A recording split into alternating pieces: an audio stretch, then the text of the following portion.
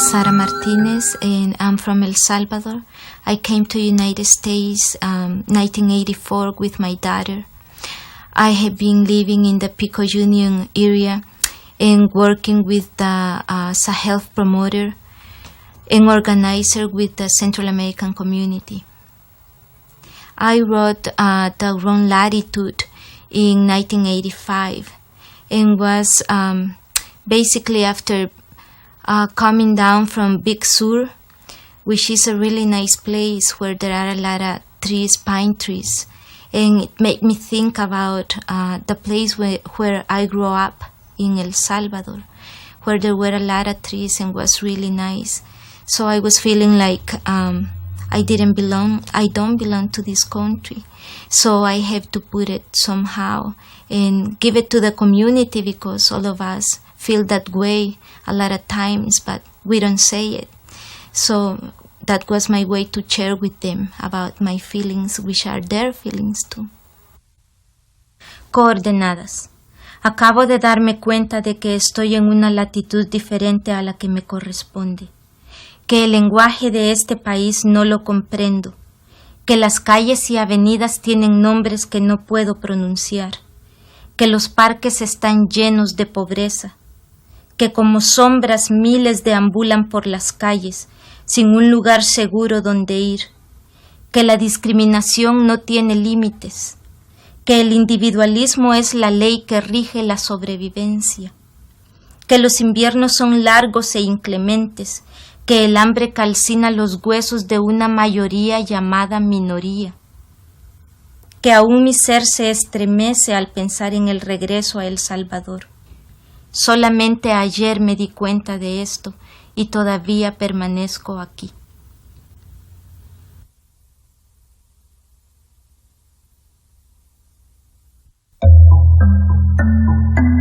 I became interested in the Central American community in Los Angeles, especially after returning from a trip to Guatemala a few years ago.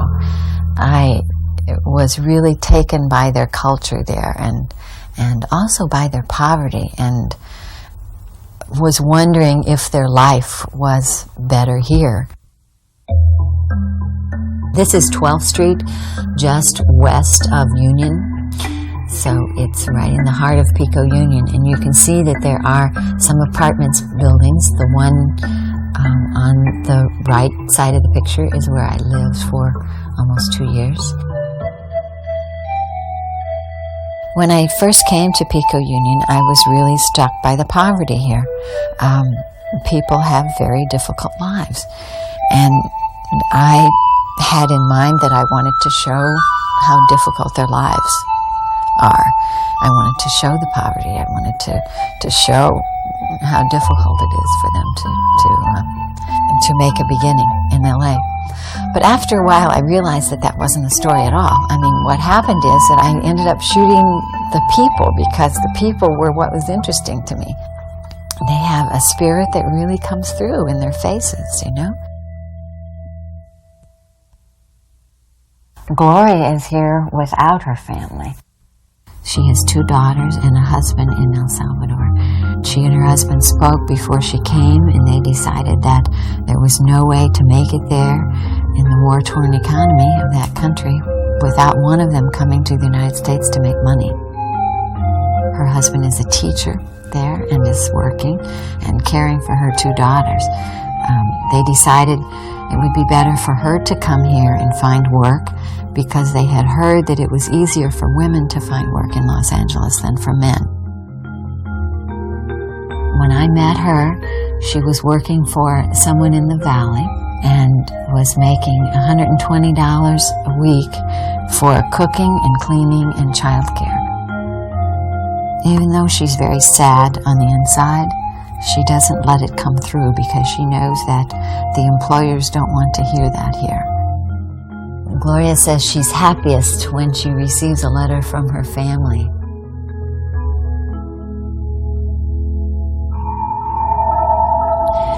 Jesus is 21 years old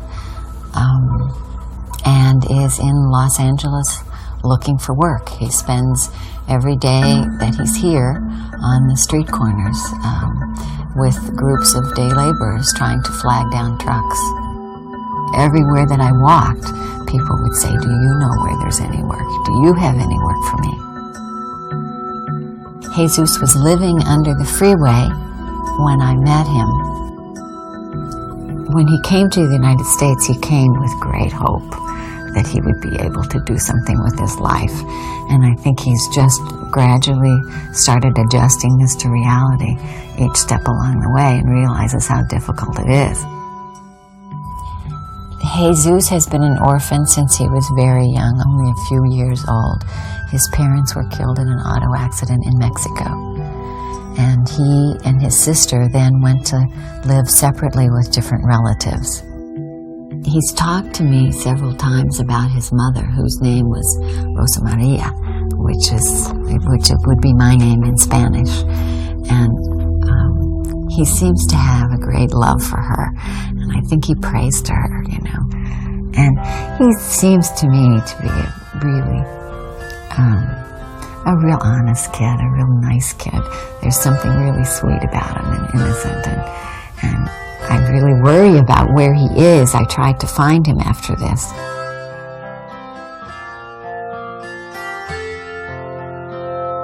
Myra Isabel is dreaming of a house of her own, una casa propia, that's what she said. This is why she left Guatemala and came to Los Angeles with her 3 children. Her husband had been here before, working, and he would come home for a short time and then come back and get a job and then go home and come back. So this time she came to join him. There are 9 members of her family living in a 1 room. It is a room that they pay $400 for. It has no kitchen. It is basically a bedroom in an old house. What impressed me, though, when I came into this room is the good feeling that was there. I mean, I was amazed. If I were in that cramped quarters, I think I would be going crazy. But they really managed all right. The father was playing with the children. There was just so much love going on there. It was really very, very nice. The father has a very strong feeling that this place, that Los Angeles, will be much better for his kids than Guatemala. And he feels that he's coming here and making a life so that they will be able to go on and be able to do much better than he has been able to do. He works at a luggage company on Broadway. In spite of the fact that they have to work very, very hard for little money and pay a lot of money for what they have, they seem very up about being here, and very, very satisfied and very happy and very hopeful.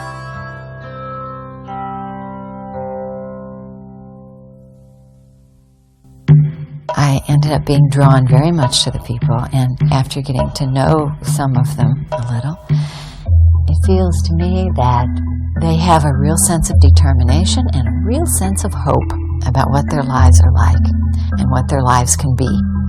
And it feels, as I listen to their stories about how difficult it was for them to come here, the dangers, etc., that they have just gone through a lot. And because they've gone through a lot and they've survived it, it's like giving them this real determination to survive and this real courage in the face of all this hardship and all this poverty that really serves them very well and gives them a real happiness in their day-to-day life that you don't see a lot, you know?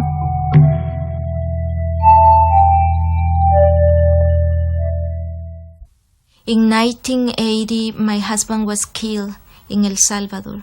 And by 1982, I was arrested, imprisoned, and tortured. I was there for 9 months, and I was released in 1983 under an amnesty program for political prisoners. After that, we left the country to Mexico, and in 1984, we came to the United States.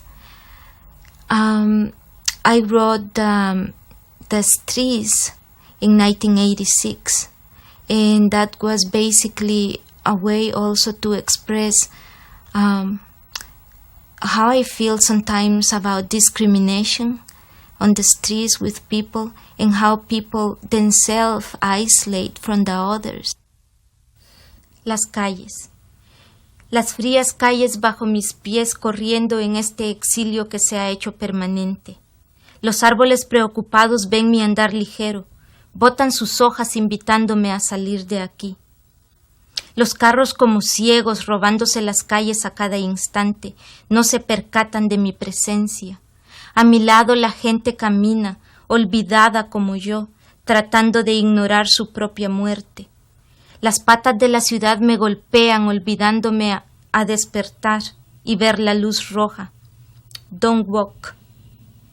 Y pensar que me entristecí porque he pensado en vos, con tus calles desnudas, polvorientas, quemadas por el sol del mediodía, en tus muertos de ojos vacíos, en tus manifestaciones mudas, en tu cielo azul, tus montañas, en tus atardeceres jubilosos, en tus mujeres bonitas, tus hombres trabajadores, mi patria chiquita mía.